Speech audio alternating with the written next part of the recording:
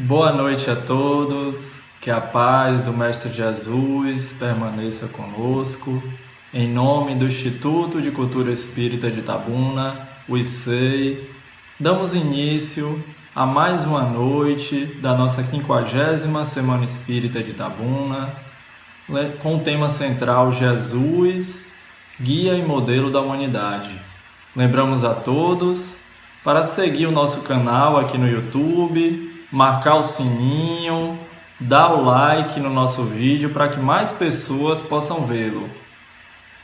Compartilhe também esse link em suas redes sociais para que os seus amigos e a sua família tenham acesso à nossa Semana Espírita, este conteúdo de elevação e de conforto que leva a mensagem da doutrina espírita para tantos corações necessitados. E a fim de iniciarmos esta noite de quinta-feira dos nossos estudos, vamos orar para nos harmonizarmos, para elevarmos os nossos pensamentos ao alto. Bom e amado Mestre, muito obrigado por tudo que o Senhor tem nos dado. Muito obrigado pela dádiva da vida. Muito obrigado pelo ar que respiramos. Muito obrigado pela saúde. Muito obrigado pelo alimento que nos nutre, pela casa que nos abriga, pelas roupas que nos vestem. Muito obrigado, Senhor, por tudo, por toda a família, por todos os amigos, pela doutrina espírita que nos consola, nos esclarece e nos impulsiona para seguirmos em nossa evolução espiritual. Que o Senhor abençoe e envolva a palestrante da noite de hoje, bem como a todo o nosso evento e a todo o nosso planeta tão necessitado de Tua luz e de Tua paz. Que o Seu amor infinito nos envolva e aqueça os nossos corações para vivenciarmos a mensagem do Evangelho em nosso dia a dia, amando mais, perdoando mais, vivendo em paz. Que sejamos nós, os cristãos, no mundo, não mais como outrora, em que o mundo pedia o sacrifício da morte nos circos romanos, mas em nosso dia a dia, sacrificando o nosso orgulho, o nosso egoísmo, a nossa arrogância, a nossa vaidade, para fazer florescer as virtudes evangélicas do amor, da humildade, do perdão e da paz. Fica conosco, querido Mestre, e nos envolve em Teu amor e em Tua paz, hoje e sempre. Coragem, pois, ó vós que viveis humildemente, trabalhando por melhorar vosso interior. Deus vos sorri, porque vos deu essa amenidade que caracteriza a mulher, quer sejam elas imperatrizes, irmãs de caridade, humildes trabalhadoras ou suaves mães de família. Estão todas alistadas sob a mesma bandeira e levam escritas na fronte e no coração estas duas palavras, mágicas que enchem a eternidade: amor e caridade. Mensagem do Espírito Carita, do texto Missão da Mulher, extraído da Revista Espírita de abril de 1867. Convidamos a todos para, neste momento, nos harmonizarmos, nos elevarmos com a doce e contagiante música trazida pelo nosso irmão Silvio Butti. É com você, Silvio. Queridas irmãs, queridos irmãos espíritas, vamos iniciar a partir desse momento a nossa harmonização com a música. Que Deus, nosso Pai, Jesus, nosso irmão, abençoe todos nós. Senhor, fazei-me instrumento de vossa paz. Onde houver ódio, que eu leve o amor. Onde houver ofensas, que eu leve o perdão. Onde houver discórdia, que eu leve a união. Onde houver dúvidas, que eu leve a fé. Onde houver erros, que eu leve a verdade. Onde houver desespero, que eu leve a esperança. Onde houver tristezas, que eu leve a alegria. Onde houver trevas, que eu leve a luz. Ó Mestre, fazei que eu procure mais consolar que ser consolado, compreender que ser compreendido, amar que ser amado, pois é dando que se recebe, é perdoando que se é perdoado, e é morrendo que se vive para a vida eterna.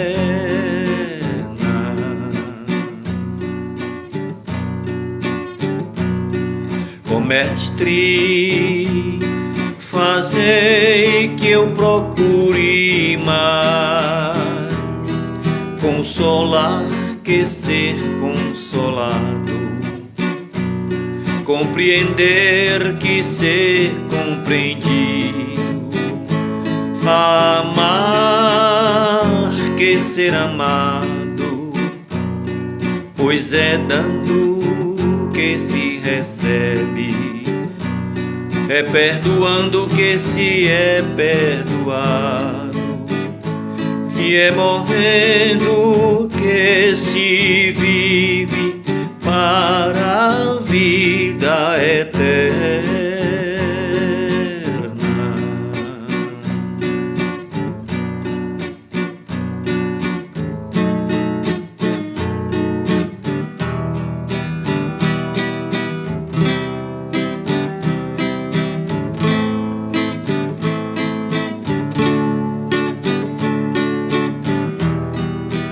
Abra o coração, deixe a solidão.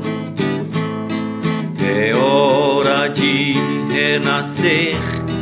Não esqueça seu irmão, tenha compaixão. Seja um novo ser, comece a jornada, faça a sua estrada. Comece a viver, não deixe pra amanhã. As preces não se escrevem, são luzes na alvorada, são vozes do coração. Ei, irmão, corpo e alma unidos no momento da reencarnação que te move nessa esfera em busca do Pai.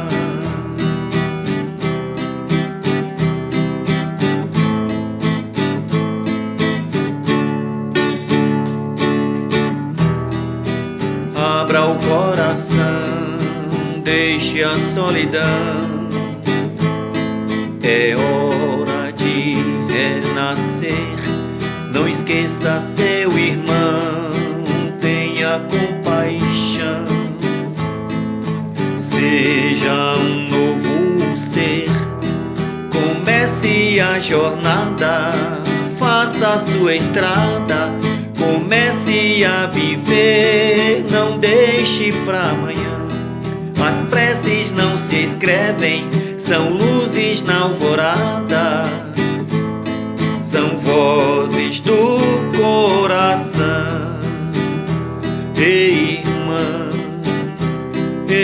irmão, corpo e alma unidos no momento da reencarnação te move nessa esfera em busca do Pai. Ei, irmão, corpo e alma unidos no momento da reencarnação que te move nesta esfera em busca do Pai.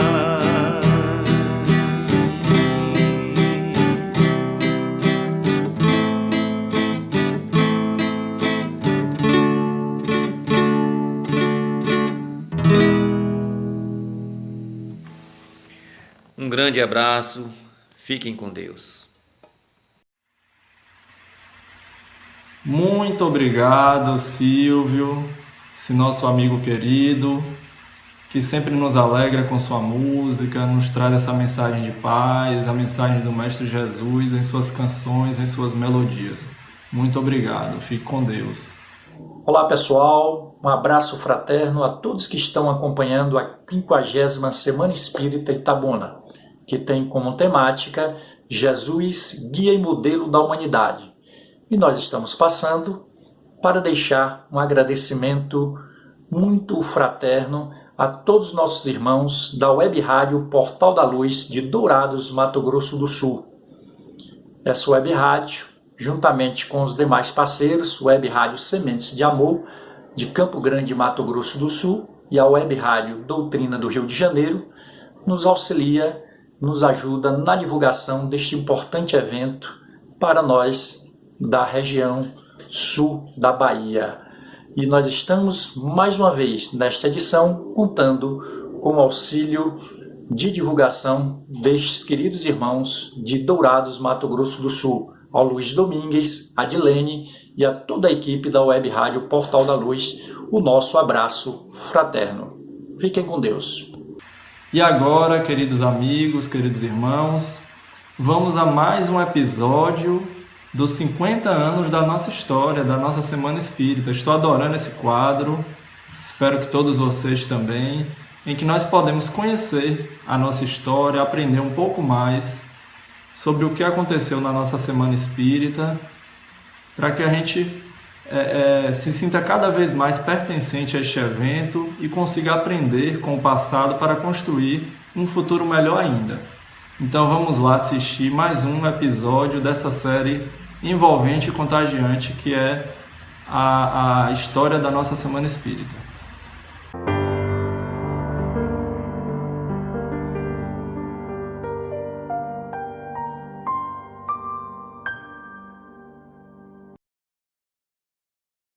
No episódio anterior, Pérolas do Caminho, apresentamos as mudanças, adequações e transformações que aconteceram nesses passados 50 anos das Semanas Espíritas e que se mantêm até os dias de hoje.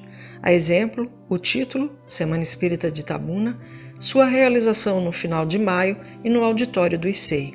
Assim, cada um de nós, com uma pérola na mão, também dará o melhor de si mesmo, para que este evento, na década de 2020, prossiga à altura de sua história. Todos prontos? Vamos retomar a nossa viagem e conhecer ou rememorar nesse episódio fatos da década de 2000. Foi no primeiro ano dessa década que se realizou a 30ª Semana Espírita de Itabuna, de 21 a 28 de maio, com o tema Os Caminhos do Autodescobrimento. Entre os palestrantes, registramos a presença do confrade Djalma Argolo.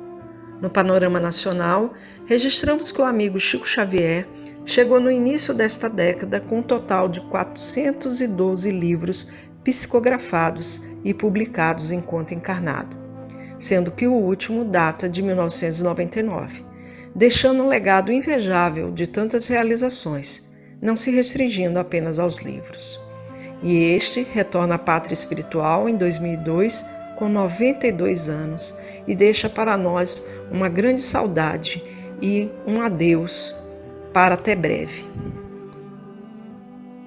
Vem o ano de 2001 e a 31ª Semana Espírita de Itabuna, realizada de 20 a 27 de maio, e tendo como tema central Novos Rumos para a Humanidade. Nesta semana, entre os palestrantes, registramos a presença do irmão André Peixinho, atual presidente da Federação Espírita do Estado da Bahia e colaborador frequente nos eventos da região. Outro fato marcante no movimento espírita local foi o nascimento do Centro Espírita Claudionor de Carvalho, crescendo, assim, o apoio ao ICEI e à Área 11, totalizando neste ano 14 casas espíritas em Itabuna. Chegou o ano de 2002, a 32ª Semana Espírita de Itabuna foi realizada de 19 a 26 de maio, com o tema central Doutrina Espírita, uma proposta de paz. Esteve presente como palestrante o confrade Alberto Almeida. Paralelo à 32ª Semana Espírita, aconteceu também neste ano de 2002 a primeira Semaninha Espírita de Itabuna, que foi projetada com o objetivo de integrar as crianças e jovens no movimento espírita do nosso município. Vejamos o que conta tia Betinha, uma das pioneiras deste movimento, sobre o nascimento da evangelização infantil nas casas espíritas de Itabuna. Queridos irmãos que nos ouvem, nessa 50ª Semana Espírita de Itabuna, boa noite. Que as bênçãos de Jesus envolvam a todos. É com grande satisfação que estou nesse momento partilhando com vocês os primeiros momentos de implantação da evangelização nos centros espíritas desta cidade. Voltemos aos anos de 1970, quando então ocorreu a primeiro encontro de evangelizadores promovidos pela FEEB nesta cidade. Foi então que, a partir daí, após esse momento, é que se motivou os centros espíritas a iniciar esse trabalho de evangelização. Em 2003, ocorreu a 33ª Semana Espírita de Itabuna, de 17 a 24 de maio, com o tema central Espiritismo, Teoria e Prática do Cristianismo. Registramos entre os palestrantes a presença da nossa querida irmã Creuza Lage, colaboradora frequente nos eventos da região, atual diretora de Orientação e Qualificação Doutrinária da Federação Espírita do Estado da Bahia. Neste mesmo período, ainda no Colégio Josué Brandão, aconteceu a 2ª Semaninha Espírita de Itabuna, com o tema Semente do Amanhã. E a história prossegue. De 23 a 30 de maio de 2004, foi realizada a 34ª Semana Espírita de Itabuna, com o tema O Evangelho segundo o Espiritismo, 140 anos de amor. Registramos a presença da palestrante Abigail Guimarães, colaboradora frequente e que também é a nossa convidada nesta 50ª semana, sendo a palestrante da noite de hoje. Registramos ainda, no movimento espírita da região, a mudança da Área 11, Aliança Regional Espírita 11, para CR 11, Conselho Federativo Regional 11. Ressaltamos que o CR 11 apoia as ações e atua de forma presente, em especial durante as caravanas e jornadas, em 55 casas espíritas da região. No panorama espírita nacional, pontuamos o advento da primeira TV espírita do Brasil, Rede Visão, que em 2006 passou a ser um canal de TV apenas via internet, sendo extinta em 2010. No ano de 2005, de 23 a 29 de maio, aconteceu a 35ª Semana Espírita de Itabuna, com o tema central O Céu e o Inferno na Visão Espírita, e entre os palestrantes, o nosso irmão Sérgio Tiersen. Merece destaque no movimento espírita local que neste ano de 2005 nasceu o Centro Espírita Chico Xavier, mais uma instituição parceira do ICEI e do agora CR11, totalizando neste ano de 2005 15 casas espíritas em Itabuna. Chegamos à 36ª Semana Espírita de Itabuna, realizada de 21 a 28 de maio de 2006 com o tema central Mediunidade com Jesus. Nesta semana, marcou presença o palestrante baiano Marcel Mariano, que também é o nosso convidado nesta 50ª semana e que fará o encerramento do evento no domingo, 31 de maio. No Movimento Espírita, lembramos o surgimento da rede de TV aberta brasileira, a TV Mundo Maior, da Fundação Espírita André Luiz, com cunho educativo e religioso. Além da criação da TV SEI, primeira web TV espírita do mundo, TV do Conselho Espírita Internacional, com 8 canais em diversos idiomas. A partir de 2009, com transmissão por satélite e assim de qualquer ponto do Brasil, é possível ter acesso 24 horas do dia. Prosseguindo neste relato, de 20 a 27 de maio de 2007, aconteceu a 37ª Semana Espírita de Itabuna, com o tema O Livro dos Espíritos, 150 anos de luz, e contou com a participação entre os palestrantes do nosso confrade Silvio Romero. E a Semaninha Espírita de Itabuna também prossegue, nesse ano de 2007, na sua 6ª edição, ressaltando que desde 2004 a Semaninha passou a ser realizada nas salas no piso térreo do ICEI. E vamos ouvir novamente a nossa tia Betinha, que carinhosamente nos conta mais alguns fatos sobre o nascimento da evangelização infantil nas casas espíritas de Itabuna. Então, o movimento de evangelização infantil foi após o ano de 1970, quando então a freira Maria da Paz Jambeira assumiu a coordenação desse movimento.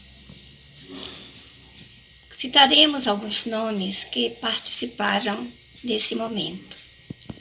A companheira Norma Assis, Janete Rosângela, Ruth Nascimento, Nilza Moto e outras companheiras. Assumimos a coordenação nos anos finais de 1970, quando então realizamos cursos e encontros para futuros evangelizadores. Aqui participaram companheiros de diversos centros da nossa cidade, bem como das cidades circunvizinhas. A partir daí, meus queridos irmãos, aumentou o número de participantes de evangelizações. Direi apenas que sempre contamos com a presença da confreira Rita Luz. Não citarei outros nomes que aqui estiveram presentes por falta de tempo, mas a todas elas a nossa gratidão. Que elas continuem com seus trabalhos, iluminando as mentes infantis e dando exemplo para que outras irmãs acheguem a esse trabalho. Agradeço a nossos companheiros do CR11 que sempre nos deram o apoio. Fiquem com Deus e boa palestra para todos nós. Nesse embalo, chegamos em 2008 e de 18 a 25 de maio realizou-se a 38ª Semana Espírita de Itabuna, com o tema central Os Milagres e as Predições segundo o Espiritismo, a Gênese. Naquele evento, a irmã Sandra Borba esteve entre os palestrantes.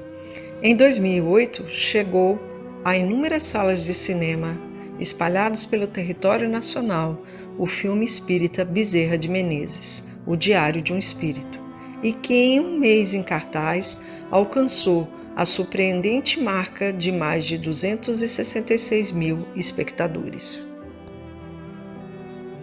Chegado ao final desta década, no ano de 2009, ocorreu a 39ª Semana Espírita de Itabuna, de 24 a 31 de maio, com o tema central o Espiritismo, Cidadania e Ética, tendo a participação de Marlene Nobre, entre outros palestrantes. Em paralelo, aconteceu a 8ª Semaninha Espírita de Itabuna, com o tema O Pequeno Cidadão.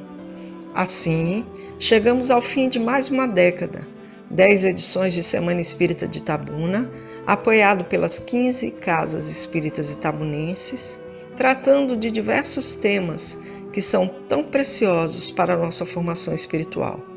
Registramos ainda o nascimento da nossa querida Semaninha Espírita de Itabuna, com suas 8 edições, 412 livros do nosso Chico Xavier e o filme Bezerra de Menezes, que mostra uma parte da história desse nosso irmão tão abnegado e que serve de exemplo para todos nós. Finalizamos agradecendo por sua atenção e esperamos você no próximo episódio. Deus conosco sempre. Realmente maravilhoso, muito bom e emocionante conhecer um pouco mais da nossa história. Estou ansioso para vermos todos os episódios aí da nossa Semana Espírita. E você também que queira continuar vendo, é só continuar aqui ligado no canal do IC no YouTube para continuarmos a conhecer a nossa história da Semana Espírita. E quem vai nos ajudar a compor mais uma página da bela história da 50ª Semana Espírita de Itabuna é a nossa irmã, nossa companheira, que vem lá da cidade de Vitória da Conquista. Ela reside em Vitória da Conquista, no sudoeste da Bahia, é graduada em Estudos Sociais e Direito, é professora de Geografia, trabalhadora da UEVC, União Espírita de Vitória da Conquista, e ela também é trabalhadora dos Centros Espíritas Irmã Sheila e Humberto de Campos, lá de Vitória da Conquista. Convidamos, então, a nossa irmã Abigail Guimarães para proferir a palestra Mulheres do Evangelho. É com você, Abigail.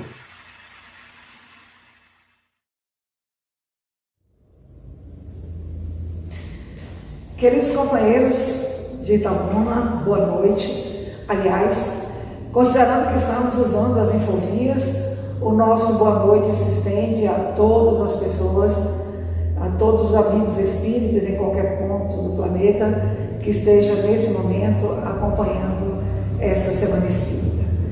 Eu gostaria de registrar inicialmente a minha gratidão com os coordenadores do evento pela lembrança do meu nome e também fazer alguns registros. Eu sou pouco afeita e quem é próximo a mim sabe disso, talvez até já tenha expressado isso em uma palestra na cidade de Itabuna. Eu sou uma pessoa pouco afeita às novas tecnologias. Então, conversando com um companheiro do movimento espírita, falei das minhas dificuldades e, até por nossa sugestão, ele acatou, acolheu carinhosamente de fazermos esta live não em nosso lar, né, mas numa casa espírita, próxima a nós, 3, 4 minutos de distância. Esse amigo é o companheiro Kleber Flores, vice-presidente da União Espírita aqui de Conquista, que está comigo aqui. Estamos nós dois no salão da casa, da CEVIC. Casa essa que eu participo das atividades e é muito cara no meu coração. Temos aqui um estudo inovador, né, estudarmos os temas atuais à luz da doutrina espírita. Devo também registrar e agradecer o tema, né, que foi um presente, falar da mulher no Evangelho. É um tema tão rico, cheio de nuances e que é difícil, inclusive, exercer o poder de síntese e trazê-lo na exiguidade de tempo de uma palestra. Também gostaria de registrar uma coisa interessante. Quando nós adentramos aqui na CEVIC, nós observamos os relógios da casa, são vários e interessantes. Todos eles estão parados. É como se o tempo tivesse sido congelado, né? Foi um dia, parafraseando aí o Raul Seixas, o dia que a Terra parou e a hora ficou congelada aqui nas paredes. Isso não deixa de provocar uma certa tristeza, uma certa melancolia, porque sentimos, né, esse desejo de estarmos unidos, inclusive aí na cidade de Itabuna, onde temos tantos amigos, tantas pessoas carinhosas e que são muito caras para mim.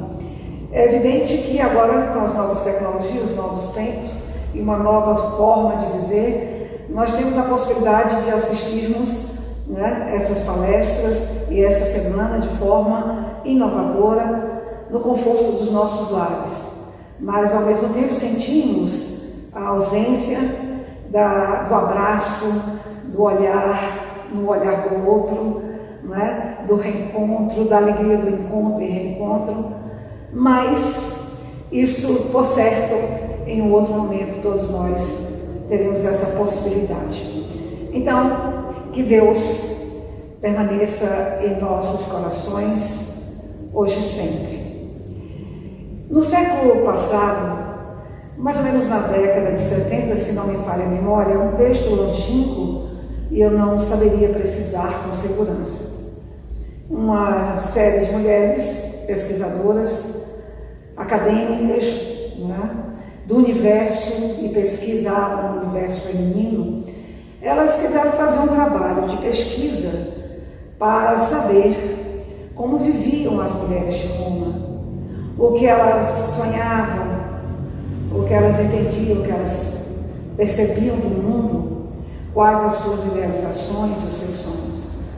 Mas os registros eram registros históricos, masculinos, em que a ênfase era sempre dada à figura masculina, e se havia o registro feminino em alguns personagens, especialmente, né, que foram preeminentes na história, esse registro dos sonhos e das aspirações elas não encontraram.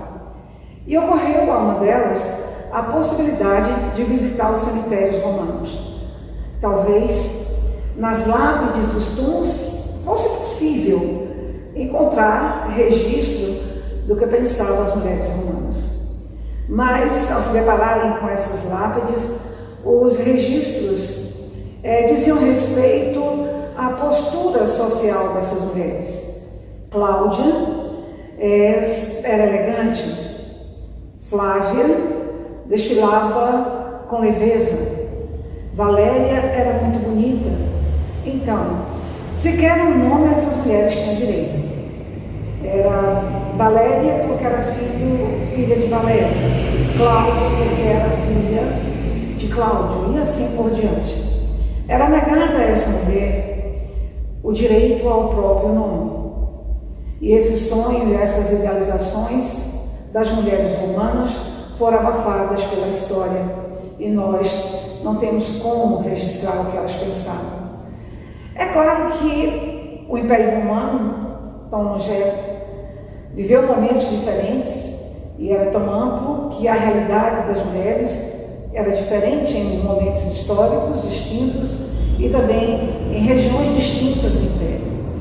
Mas se ao tempo de Jesus essa era uma tônica, né, que caracterizava o Império Romano, imaginemos a situação do lugar que Jesus escolheu para ver o mundo, a velha e longínqua Palestina, aquela área inóspita, aquela região semiárido, sem grandes atavios, e foi ali que o Mestre escolheu para vir à Terra.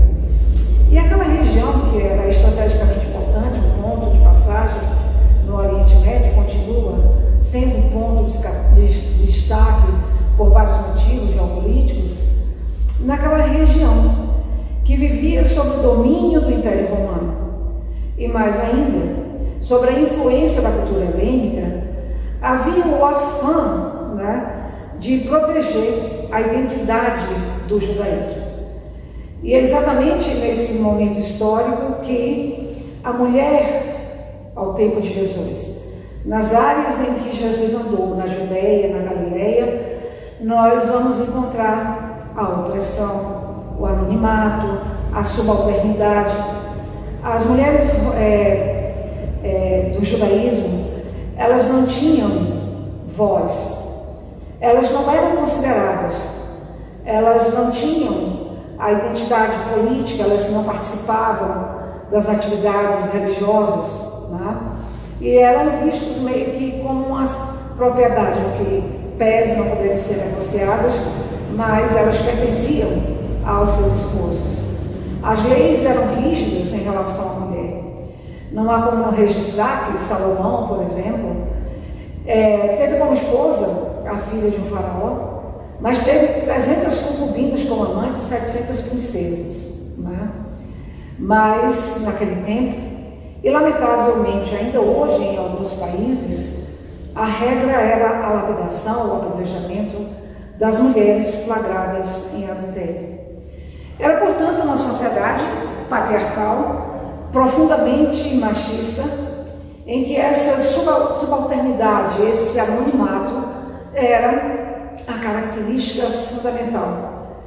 E foi aí que Jesus veio, né, e representou, né, um ponto de inflexão nesse contexto, porque ele promoveu uma revolução, ele promoveu mudanças profundas. Se nós podemos trazer uma palavra que identifique Jesus, essa palavra de Jesus foi libertário em todos os sentidos. E no que concerne especialmente ao universo feminino, Jesus resgatou a mulher no contexto de todo esse emaranhado de regras, né, de normas, que não dava a narrativa de nada à figura feminina, esse distanciamento da realidade do quadro social que a mulher tinha nesse momento histórico na região palestina. Jesus vem exatamente representar essa mudança e essa mudança profunda. Ele propõe, né, um novo olhar sobre o universo feminino. Aliás, se Jesus usou a palavra para convocar os seus discípulos para que se transformassem em pescadores de homem, com a mulher, o fenômeno se deu de uma forma diferenciada. Era ouvir, o verbo fácil, mavioso, contundente, que calava nos corações femininos, e elas eram convidadas pelo olhar, pelo discurso. Faz parte da alma feminina essa sensibilidade mais aguçada para as questões espirituais. Então Jesus representa exatamente essa ruptura, rompendo tabus, preconceitos, uma ética moralizante que excluía a mulher da participação da vida social, que meio que a trancava nas questões do lar, é que Jesus propõe essas mudanças.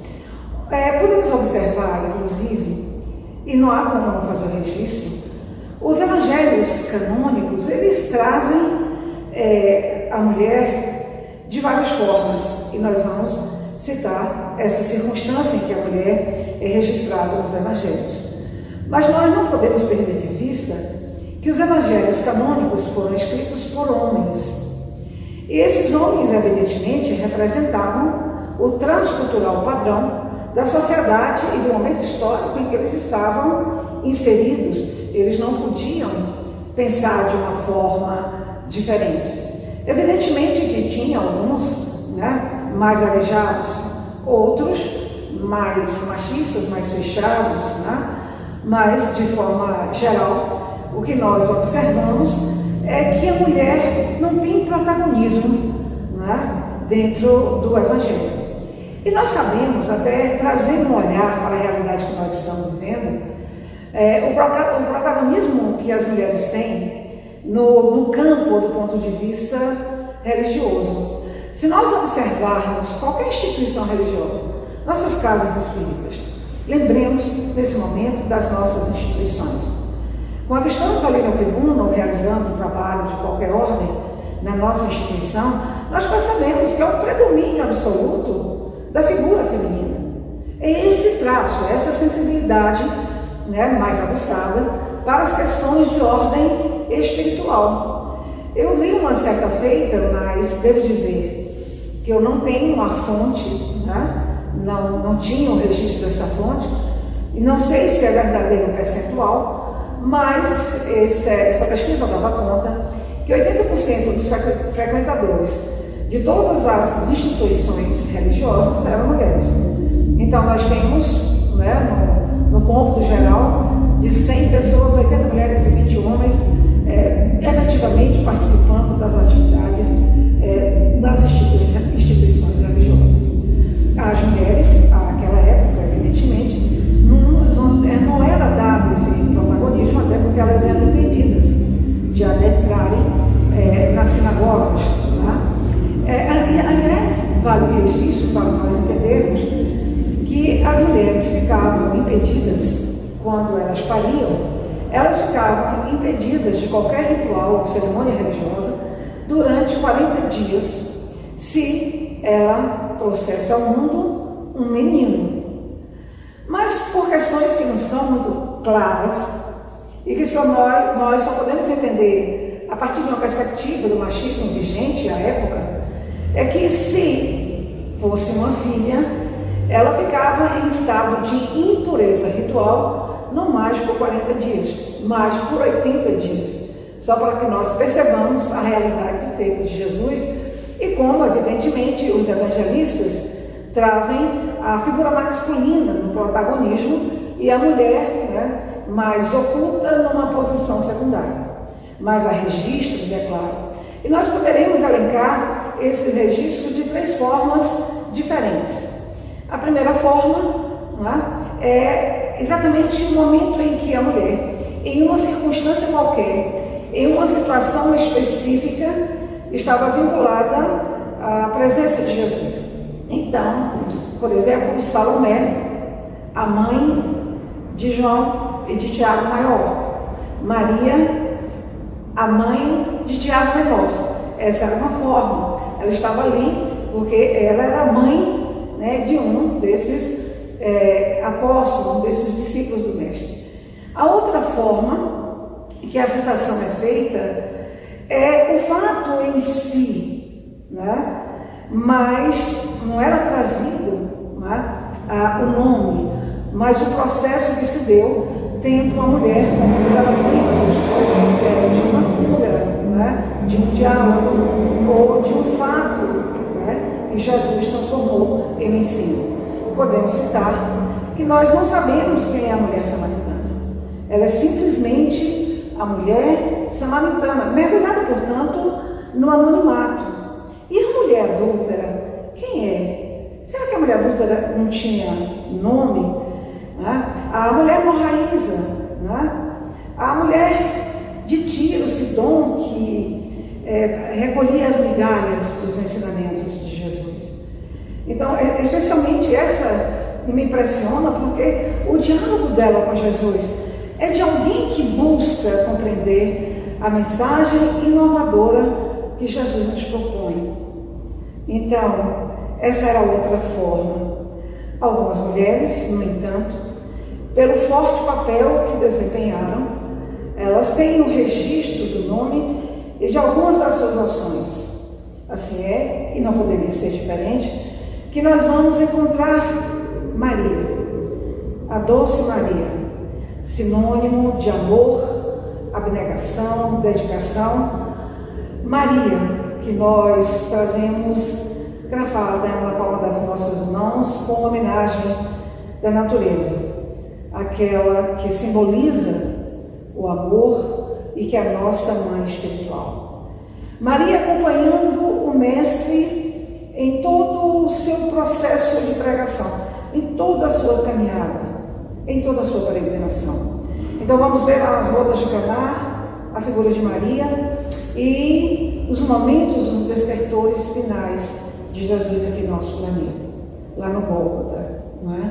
Encontramos a figura de Marta e Maria, e nós vamos falar um pouquinho daqui a pouco.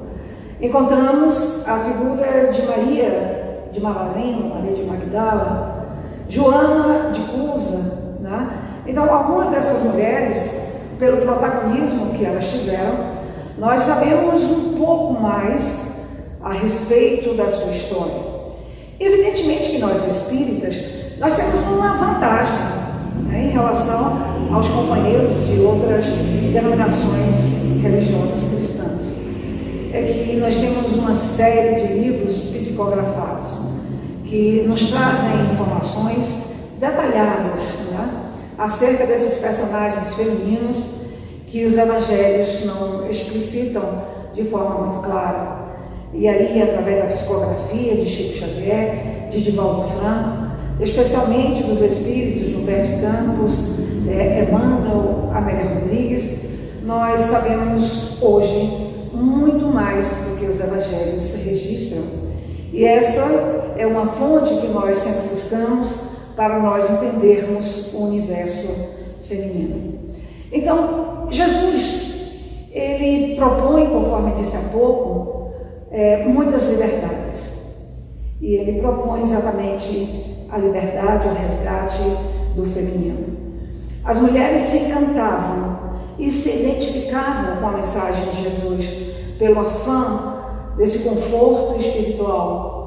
Jesus não só teve contato com essas mulheres que nós citamos, evidentemente que não, porque inclusive ele revoluciona nesse sentido, porque se existia a exclusão das mulheres do ponto de vista religioso, nós não podemos perder de vista que Jesus vai ser acompanhado pelas mulheres. Nós poderíamos, usando uma linguagem mais contemporânea, e que nós espíritas usamos tão bem, as caravanas da fraternidade. Essas mulheres, elas acompanhavam Jesus, elas financiavam essas caminhadas, atendiam às necessidades materiais, auxiliavam. Muitas das que foram libertadas de processos obsessivos ou curadas das suas mazelas físicas, que não puderam acompanhar o mestre até com instrução dele, continuaram com a sua tarefa de serem mães, de serem esposas, elas não se furtaram de atender essas mulheres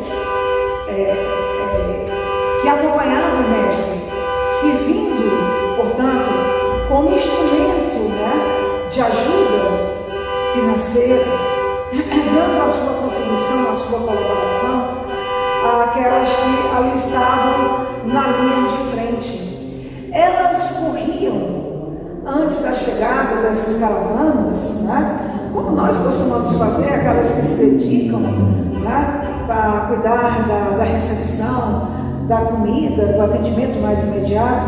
Então essas mulheres, elas chegavam antes, elas cuidavam para que todos que compunham a caravana fossem atendidos nas suas necessidades. E ali estava o resultado não só do trabalho, mas da ajuda financeira. Imagina o desconforto que Jesus causou ao se fazer acompanhar de mulheres ao longo da sua trajetória, ao longo da sua caminhada. Deve ter provocado um enorme incômodo nessa sociedade que se caracterizava por esse profundo machismo nessa sociedade patriarcal. Mas evidentemente que nós não podemos falar desse Jesus que liberta sem lembrarmos ou trazermos situações específicas em que essas lições foram dadas. Eu tenho cá comigo uma preocupação de que nós devemos registrar sempre que a mensagem de Jesus é uma mensagem atemporal, não é uma mensagem para o seu tempo, é uma mensagem para os dias de hoje. Então, quando nós estudamos uma passagem dos evangelhos, nós devemos trazer essa passagem para as nossas vidas, para a nossa realidade. Ela foi importante no momento histórico que Jesus veio à Terra, quando o amor veio à Terra, mas ela continua sendo importante hoje e continuará sendo importante para amanhã. Ela não está contextualizada tão somente na perspectiva histórica àquele momento. É uma mensagem para os dias de hoje. Então, nós não podemos perder a possibilidade de registrarmos algumas dessas passagens e trazermos a contemporaneidade delas. Vejamos, me ocorre aquela mulher. Na verdade, o Evangelho registra em Naim e Betânia situações semelhantes. Mulheres que são registradas como mulheres de vida equivocada e que adentram nos lares em momento em que é oferecido um banquete e que lava os pés de Jesus enxugando os pés do mestre com seus próprios cabelos. Mas eu queria especificamente trazer a mulher de Naim. Nós sabemos que entre os exegetas há dúvidas em relação a quem é esta mulher. Por conta de uma decisão no século VI da era cristã de Gregório, né? E isso foi aceito pela Igreja Católica até 1969, essa mulher era Maria de Magdala. Né? Mas não importa quem tenha sido essa mulher, reza, né, a tradição que essa mulher era uma prostituta, uma mulher de vida equivocada. E Jesus, naquele momento, ele estava em um banquete na casa de Simão. Simão, um fariseu, né? E ali estava o mestre. Quando Jesus entra naquela casa para o banquete, não foi oferecido a ele as atrações, como era a tradição do judaísmo, quando se recebia, né, um hóspede ou um convidado ilustre. Não foi oferecida água para que ele lavasse os seus pés, caminhos empoeirados, né? A necessidade de lavar os pés, a necessidade de lavar as mãos, de ungir com azeite a cabeça, era uma reverência das tradições. É claro que em momento algum essas questões pesam para Jesus. Essas são convenções do mundo e Jesus rompe com as convenções mundanas. Mas Simão não ofereceu ao mestre nenhuma honraria. No entanto, aquela mulher, ela se ajoelha, lava os pés de Jesus, molha os seus pés com suas próprias lágrimas e seca os seus pés com os seus cabelos.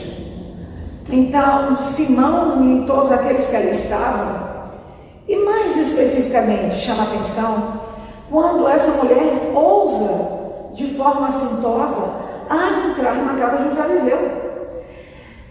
Aqueles homens hipócritas que ali estavam, muitos deles, na calada da noite, buscavam para os seus prazeres ansiosos, os prazeres da carne, o corpo daquela mulher. Mas ela ousou entrar na casa de um deles. Então, imaginemos, nos reportemos nesse momento a essa circunstância de uma mulher execrada, marginalizada, adentrando na casa de um hipócrita fariseu. Muitos a olharam com admiração porque se tratava de uma mulher muito bonita. Outros, e há o predomínio da reprovação pela audácia da sua atitude. E Jesus, como mestre, aproveita aquele momento para nos legar mais uma lição. Lembrando a Simão que um credor tinha 2 devedores. Um devia 50 dinheiros, outro devia 500 dinheiros, ordinários. E a ambos esse credor perdoou. Quem deveria ficar mais agradecido? Obviamente aquele que tinha uma dívida mais alta. E Jesus lembra a Simão, nesse momento, que aquela mulher era digna e poderia estar no banquete de Simão. Que linda essa lição! Vamos trazê-la para hoje. E em nossas casas, nas nossas instituições, ou na nossa vida social, quando nós nos deparamos com alguém que não tem um comportamento e nós somos hábeis, talvez seria uma postura preconceituosa dizermos, porque naquele momento de opressão judaica, talvez isso fosse um fato, dizer que nós herdamos no cristianismo esse hábito da condenação, que Jesus absolutamente não nos legou.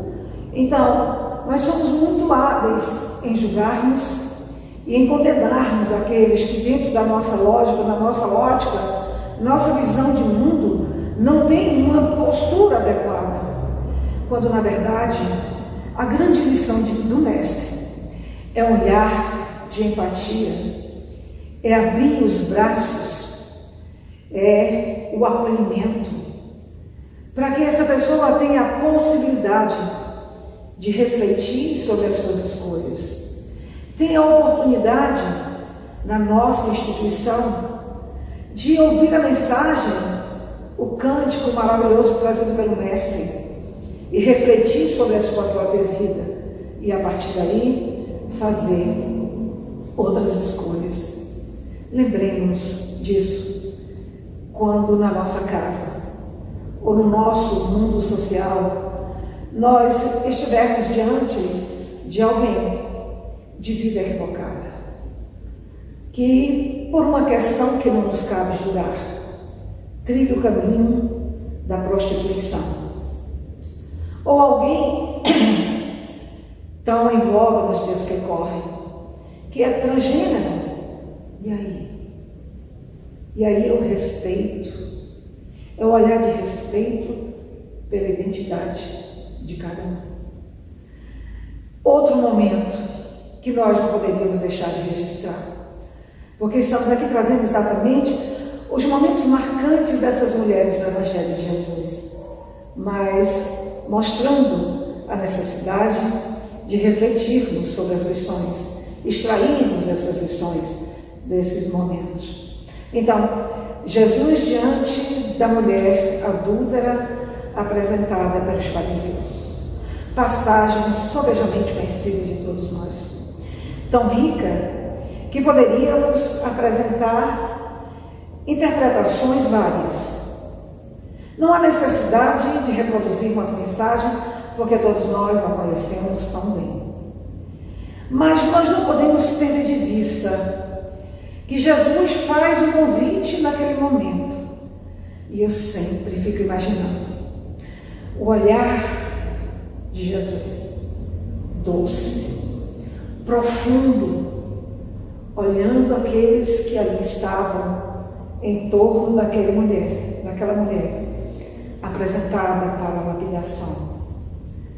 O olhar que remetia a necessidade de baixar os nossos próprios olhos diante da força do olhar do Mestre. Então, Jesus remete aqueles que ali estavam a olhar para dentro de si mesmo. Nós gostaríamos de nos reportar as duas grandes lições que nós precisamos nesse momento extrair dessa passagem. A primeira é o resgate do feminino encontrado aí. Porque não era só o olhar da acusada, mas do acusador. Era o olhar de que um adultério não poderia ser cometido sem a presença de um homem onde estava ele. Então, essa sociedade julgava e apedrejava, lapidava a figura feminina. Não havia um olhar misericordioso, compassivo, com o equívoco. Não se buscava entender a situação da mulher que estava ali vivendo esse momento. Então, a segunda lição, além do resgate do masculino e feminino, contido aí nessa passagem, é a ideia do olhar para dentro de nós mesmos. Quem somos nós? E nós, que reiteradamente reencarnamos, tendo a possibilidade de termos contato com as lições de Jesus. E nós, que tivemos o privilégio e uma grande responsabilidade de nos reencarnarmos, tendo a possibilidade de entender a mensagem de Jesus sob a ótica espírita. Então, nós nos arvoramos apressadamente de julgarmos pessoas, de julgarmos situações, apontando o nosso dedo, e nós somos juízes implacáveis, esquecendo de olhar para dentro de nós mesmos, deixando de lembrar que o nosso compromisso é com a nossa ação, com o nosso pensamento, com as nossas escolhas, e ter a posição misericordiosa na atuação do outro, a olhar compassivo diante daquilo ali. Isso não era para ontem, isso é para hoje, isso é para amanhã. É a necessidade que nós temos de refletirmos diuturnamente acerca dessas questões, de trazermos isso para as nossas vidas práticas. Falar de Marta e Maria. Jesus, quando adentra aquele lar, ele nos traz uma outra lição grandiosa. Então ali estava Maria e Marta.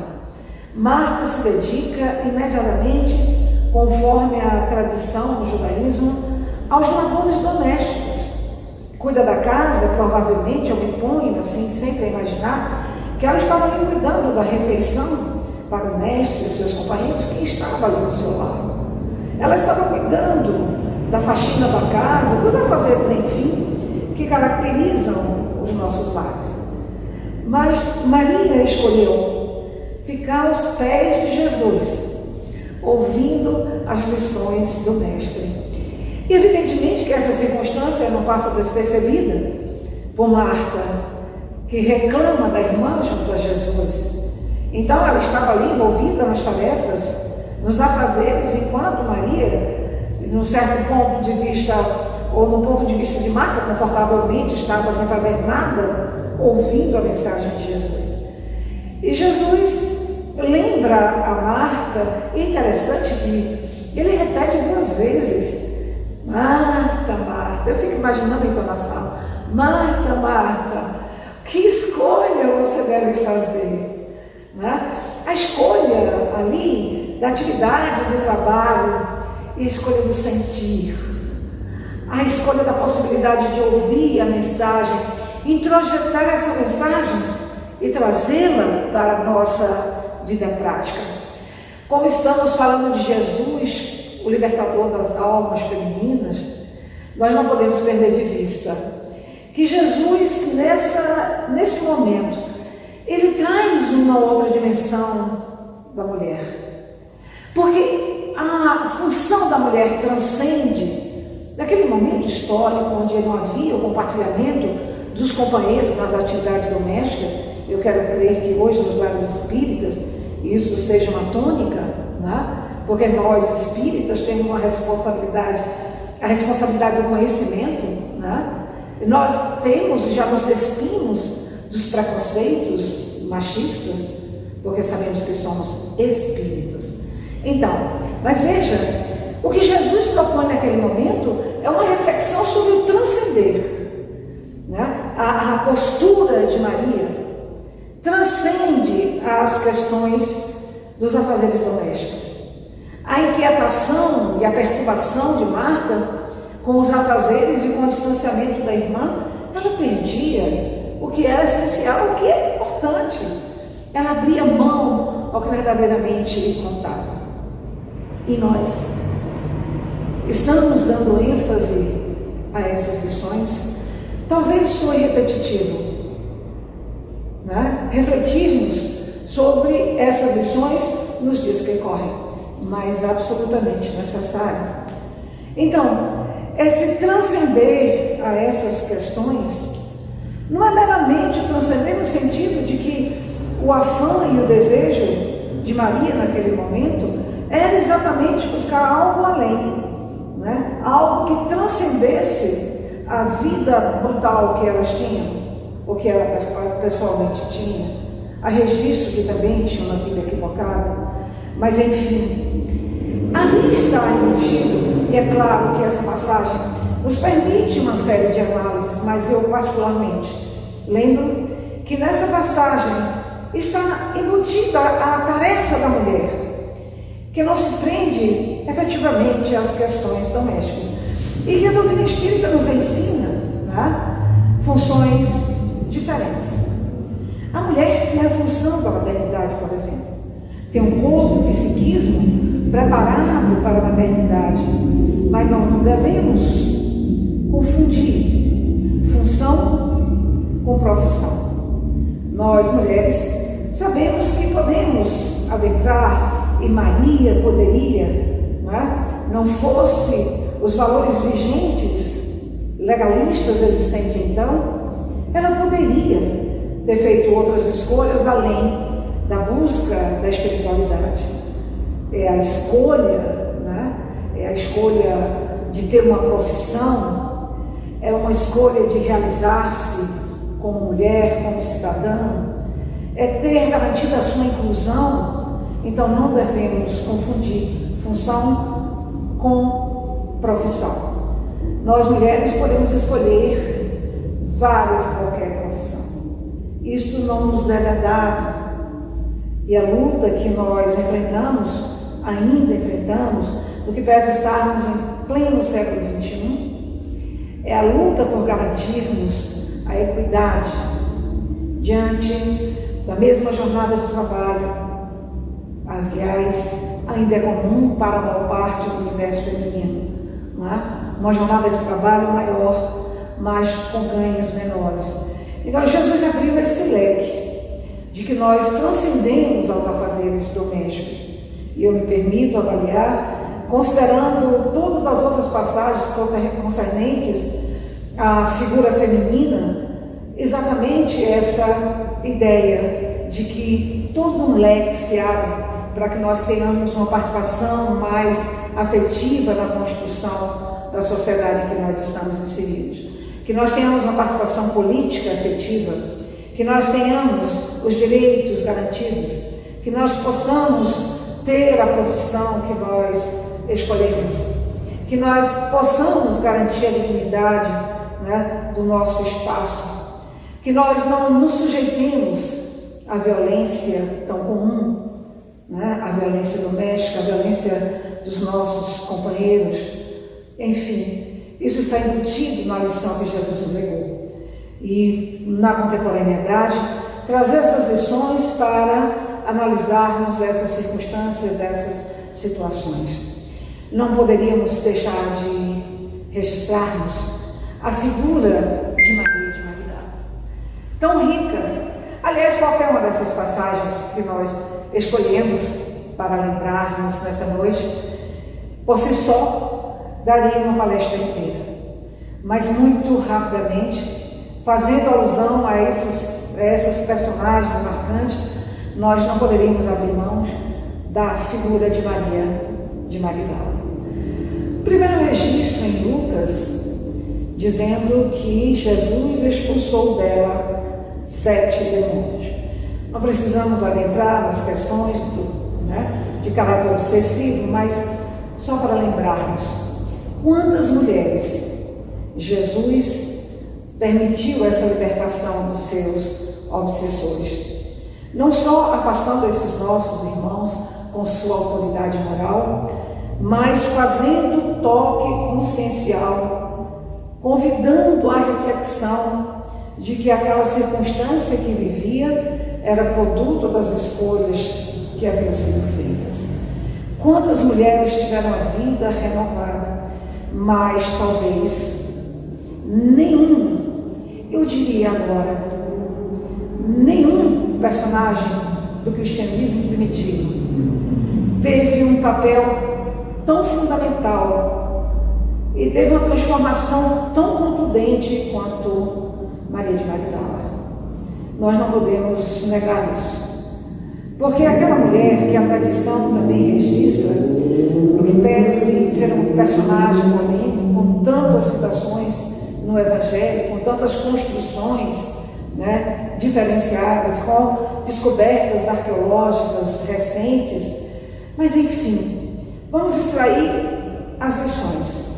De novo, reza a tradição que ela era uma mulher de vida equivocada. E essa mulher, ela teve uma transformação tão extraordinária, ela aprendeu as mensagens, incorporou essas mensagens de forma tão rápida como nenhum outro discípulo de Jesus. Ela entendeu e trouxe para a sua vida prática. Trabalhou no denodo, acompanhou o mestre, né? Serviu no Vale dos Leprosos, depois da crucificação, uma mulher de vida absolutamente extraordinária, que representa todas nós, mulheres do mundo inteiro. Uma mulher que se autotransforma a partir do toque consciencial representado pela possibilidade de ouvir a mensagem de Jesus. E é exatamente essa mulher, não foi uma figura masculina, no que pese a sociedade patriarcal e machista.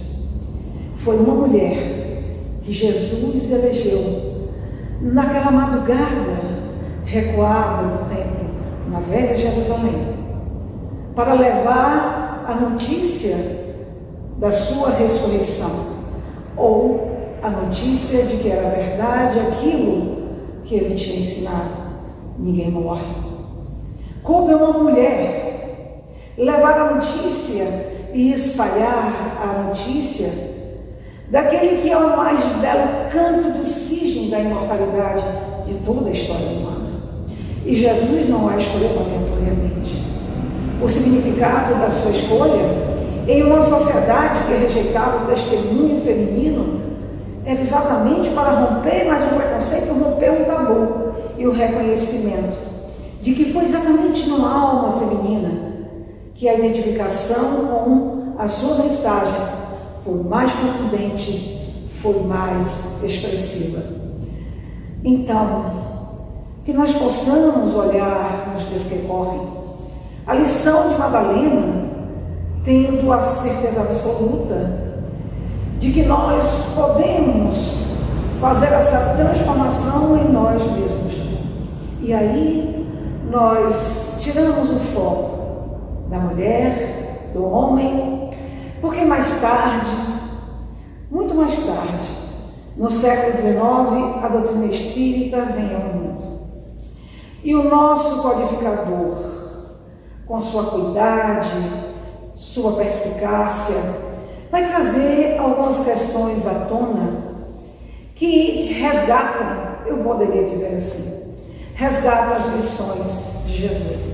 Eu estou aqui na companhia dele, porque nesse momento recorremos à questão 201, que eu tenho de memória.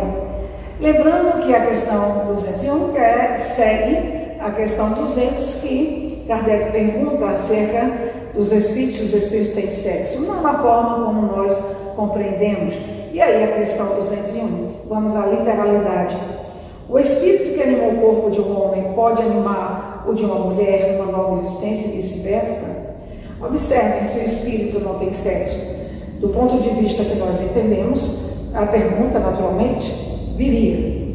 Então, considerando o processo reencarnatório, se hoje animo um corpo feminino, amanhã posso animar um corpo masculino? Pois que sim, né? Resposta do espírito: sim, pois são os mesmos espíritos que animam os homens e as mulheres. Mas observem, de novo, a finura psicológica, né, da pergunta subsequente e o encadeamento lógico. Olha o que o codificador nos propõe.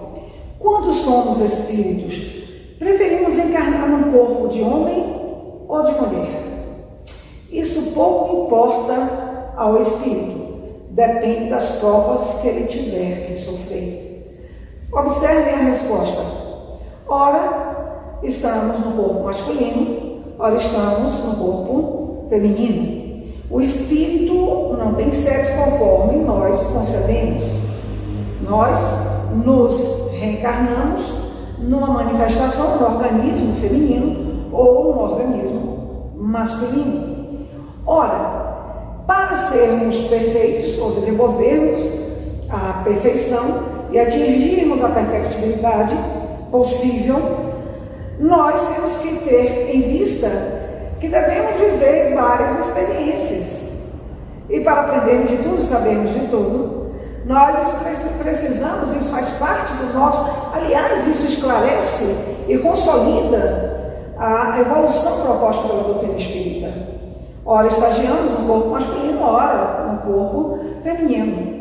Então, imagine a revolução desse conhecimento para a humanidade inteira, porque isso é uma lei natural. Então, todos nós, né, se toda a humanidade conhecesse, provavelmente esse conhecimento, essa contribuição espírita ao nosso conhecimento, desenvolvendo os ensinamentos de Jesus, produziria uma extraordinária revolução, né? Essa certeza, né, de que estagiamos ora no corpo masculino e ora no corpo feminino. Isso ajudaria os nossos companheiros que oprimem as mulheres a lembrarem, né, que nós colhemos o que semeamos. O homem que oprime hoje será a mulher oprimida de amanhã. Cleberson viu, né? Mas é assim que funciona, né, a lei do retorno. Mas Kardec vai muito além, porque nós temos No capítulo, no terceiro livro das leis morais, tão caro a todos nós temos exatamente o item 6, que trata da igualdade de direitos do homem e da mulher. E, de novo, uma pergunta. Essas questões vai da questão 817 até 822. Então, na questão 817, pode ficar a pergunta. O homem e a mulher são iguais perante Deus e têm os mesmos direitos? Eu tenho cá comigo que a resposta que esse Espírito deu foi meio assim: nossa, como é que você ousa, me permitam fazer essa avaliação, como você ousa fazer uma pergunta dessa, com tanto que você já aprendeu, olhe lá atrás, o que você já aprendeu com os nossos ensinamentos, as perguntas que você formulou, porque a resposta deu de fastio, está meio enfastiado, Olha a resposta. Deus não deu a ambos a inteligência do bem e do mal e a faculdade de progredir? Para que você está me perguntando isso? Kardec não ouviu essa resposta, eu estou complementando, Porque a resposta dada em forma de pergunta, Deus não deu a ambos a inteligência do bem e do mal e a faculdade de progredir? Então, qual o sentido da pergunta? Mas, na questão subsequente, que também nós gostaríamos de registrar, de onde procede a inferioridade moral da mulher em certas regiões? E a resposta dos Espíritos: do domínio injusto e cruel que o homem exerceu sobre ela. Essa pergunta, lamentavelmente, a resposta a gente tem que colocar no presente, porque são várias as situações de opressão, são várias as circunstâncias de proximidade com a barbárie e o distanciamento da civilidade, conforme a questão 822A. Mas sigamos, porque não poderíamos deixar de registrar a questão 822. Kardec indaga: os homens sendo iguais perante a lei de Deus devem ser igualmente perante a lei humana?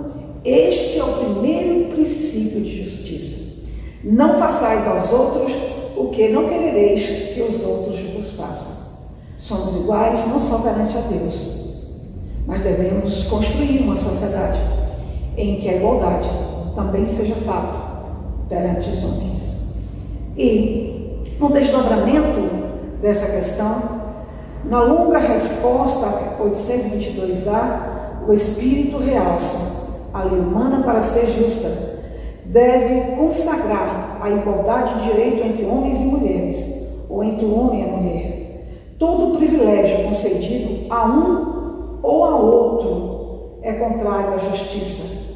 A emancipação da mulher segue o progresso da civilização. Sua escravização marcha com a barbárie. O sexo, aliás, só existe na organização física. Então, observem como os espíritos são contundentes, nessa questão que nos leva a refletir sobre a necessidade de construirmos uma sociedade mais justa, uma sociedade igualitária, em que os direitos dos homens e das mulheres sejam absolutamente iguais. Então, Kardec, ele vai além do que nós temos aí na codificação. E já olhando com uma certa preocupação o tempo, nós gostaríamos de recomendar, na Revista Espírita de 1866, no seu primeiro artigo, que é o artigo de janeiro, dessa edição, um artigo de Kardec que tem um título, no mínimo, instigante: As Mulheres Têm Alma.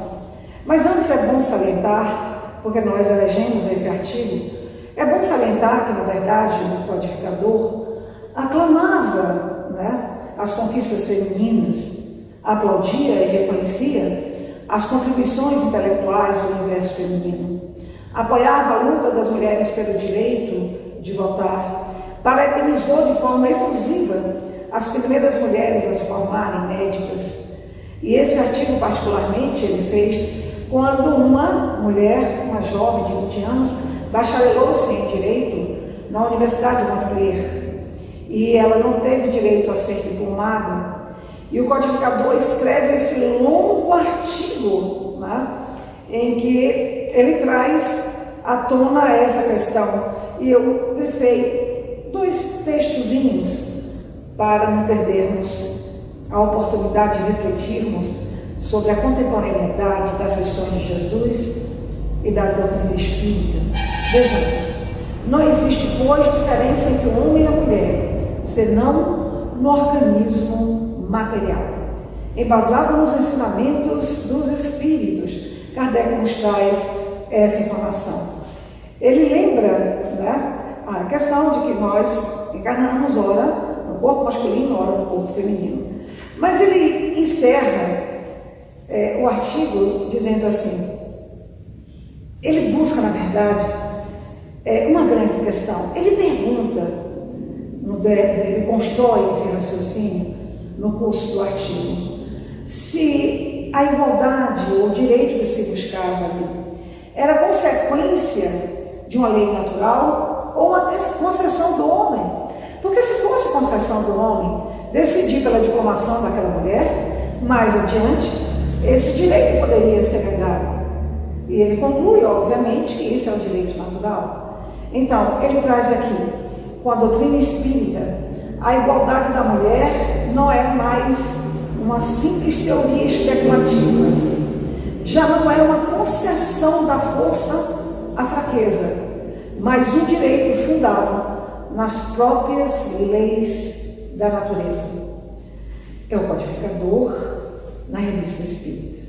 Então, qualquer forma de discriminação nada mais é do que uma construção social, e que Jesus, na sua proposta libertária, nos traz a ideia dessa igualdade de direito, para que as injustiças possam ser corrigidas.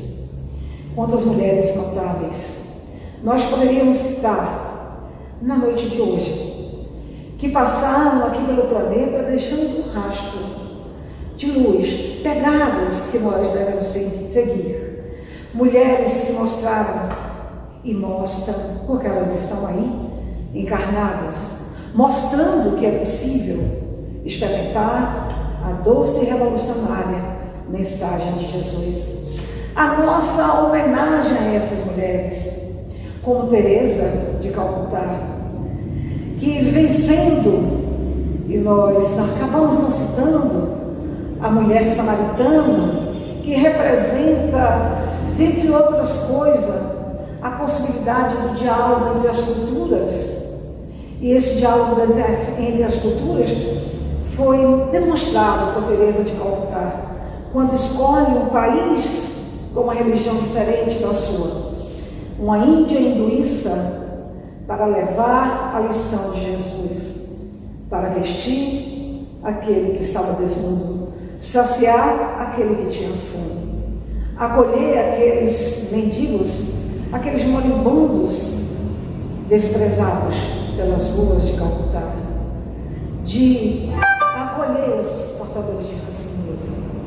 Essa mensagem é trazida e experimentada, é trazida por Jesus, mas experimentada por Teresa de Calcutá com toda a força.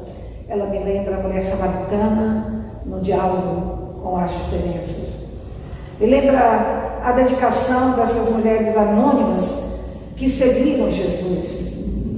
O olhar doce, o corpo frágil da irmã Dulce, santificada ou canonizada recentemente, mas que nos mostra que efetivamente é preciso e é possível viver a mensagem, produzindo ali a cura dos corpos, ou possibilitando a cura dos corpos no seu trabalho social, mas mostrando que na fragilidade do seu corpo tinha uma alma, um espírito grandioso e que serve de lição e inspiração para todos nós. Falar para Itabuna necessariamente me remete a falar de Maria Dolores. Não é nativa da cidade, não nasceu ali, mas é uma cidadã da cidade de Itabuna, a poetisa extraordinária, mas o coração amoroso, acolhedor, que ouvindo a mensagem de Jesus, repercutindo essa mensagem em suas ações, não só contribuiu e participou efetivamente da construção da mansão do caminho, o caminho da redenção, mas teve um trabalho para além disso tudo, que é o trabalho grandioso e sublime de ser mãe, não mãe biológica, mas de 6 filhos que ela adotou. Não é demais lembrar que ela conheceu a doutrina espírita aí na cidade de Itabuna nos anos 40, a nossa homenagem a Maria Dolores. Não podemos nos esquecer de Amelie, a companheira dedicada, devotada ao codificador, o seu trabalho junto ao codificador, a importância dessa mulher, né? O significado que ela tem para todos nós no seu trabalho, né? Denotado, abnegado na construção da codificação.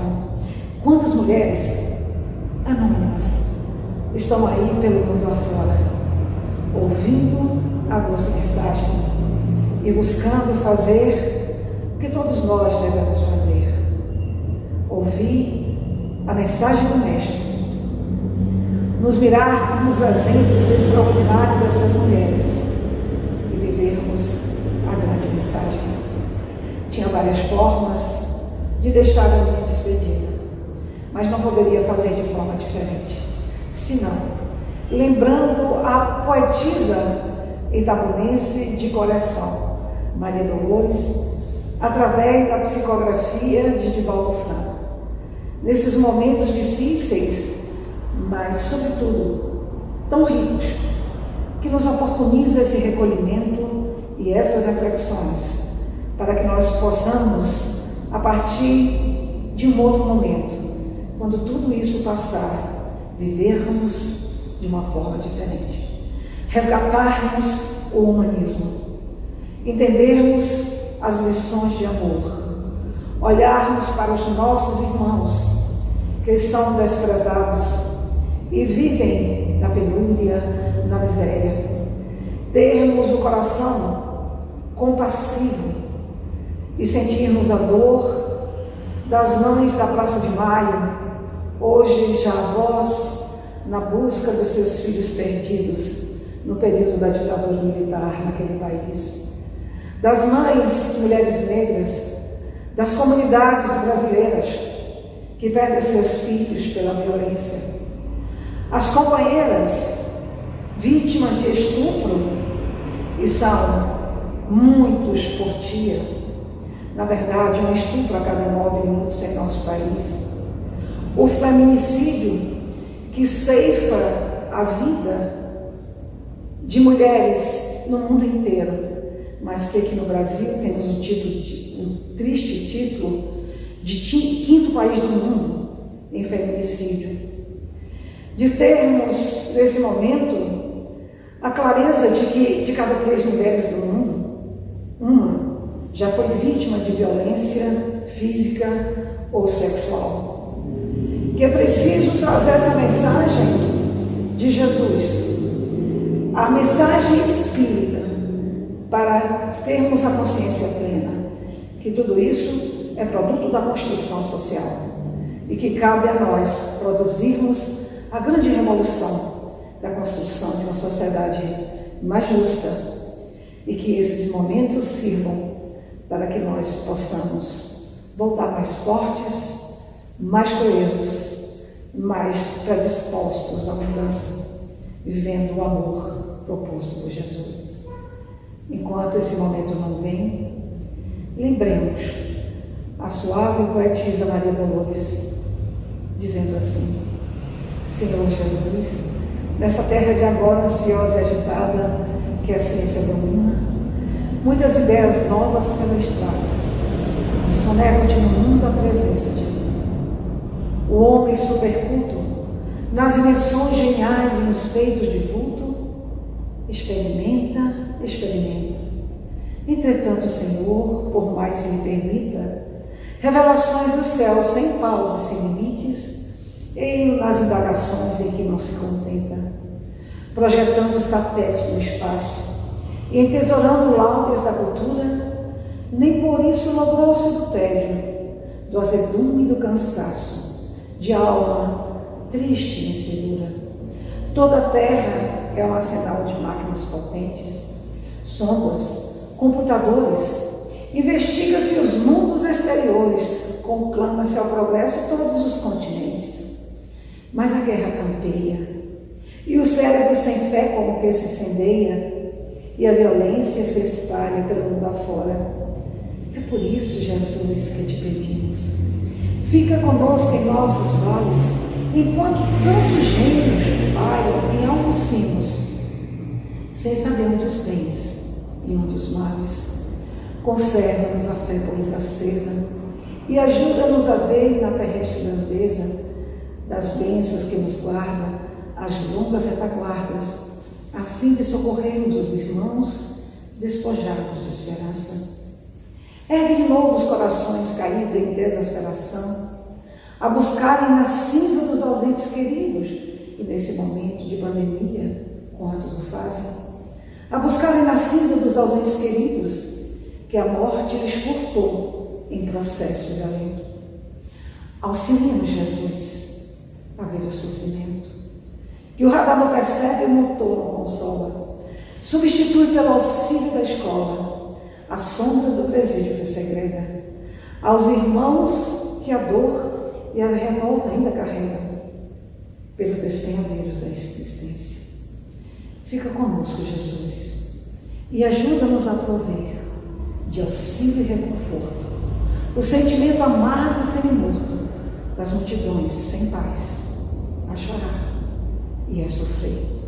E na luz que teu amparo nos descerra, ajuda-nos a cobrir o pão, que serve a toda a humanidade, o pão da caridade, e a encontrar dentro de cada um de nós, nunca é fora, é dentro de cada um de nós, o teu reino de luz, paz e amor. Que as bênçãos do nosso Pai, que as luzes dos nossos amigos espirituais nos dê força nos momentos difíceis que hoje enfrentamos. Jesus está no meio. Nada acontece que não seja a manifestação do Pai. Muita paz. Nós agradecemos muito a Abigail pela fantástica exposição, sempre extremamente didática, professoral, pelas lições que nos edificam, nos elevam, por tudo que ela nos traz com tanta emoção, com tanta didática, por todo o carinho que a Abigail sempre teve com a nossa Semana Espírita. Muito obrigado, Abigail. Que Deus te proteja para que você continue fazendo o seu trabalho de levar a mensagem do Cristo a todos nós. E nós agradecemos sobretudo a você que ficou com a gente até aqui, que nos acompanha na Semana Espírita de Itabuna, e nós aguardamos todos amanhã às 18h30 na Semaninha Espírita e às 19h30 com a palestra Amai-vos, a ser proferida por Jorge Elahá. Então, até mais, fiquem todos com Deus, muita paz.